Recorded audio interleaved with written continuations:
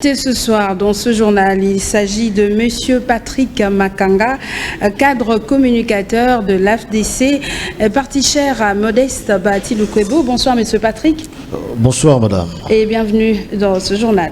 Je vous remercie. Alors, Monsieur Patrick, vous êtes de l'AFDC. Il y a l'AFDC qui a fait une déclaration publique que Félix Tshisekedi est leur candidat pour l'élection de 2023. Pourquoi l'annoncer maintenant et est-ce que ce n'est pas une flatterie de votre part?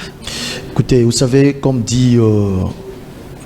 on dit, la meilleure forme de la réussite, c'est la préparation est la meilleure forme de la réussite. Et que nous sommes tous sans ignorer que les élections se préparent juste après d'autres élections.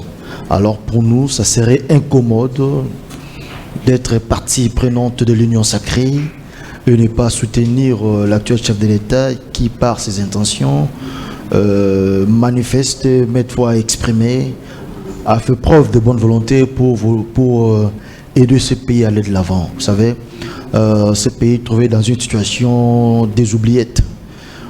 C'est comme si ce pays n'avait pas de dignes fils qui pouvaient faire en sorte que les choses puissent aller mieux. Alors, c'est maintenant qu'avec l'actuel chef de l'État, nous constatons qu'il œuvre dans le sens à ce que la RDC puisse renaître. Alors, c'est tout à fait normal et surtout faisons partie de l'Union sacrée, sans pour autant être hypocrite.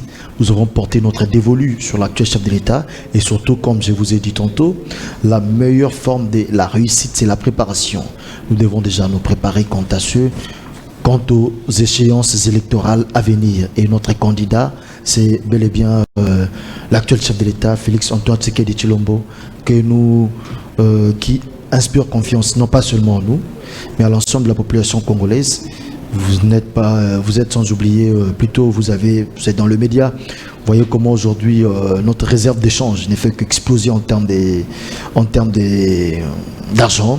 Et puis on voit aujourd'hui tel que la gratuité de l'enseignement, c'est une chose qui a été reprise dans la constitution de notre pays, mais qui n'était pas une réalité vivante. Donc pour dire que ça, je ne cite que certains éléments parmi tant d'autres, alors nous avons de quoi à soutenir l'actuel chef de l'État et surtout étant membre de l'Union sacrée pour la nation, alors nous ne devons pas être hypocrites, hein, comme les autres peut-être enterrés à l'être.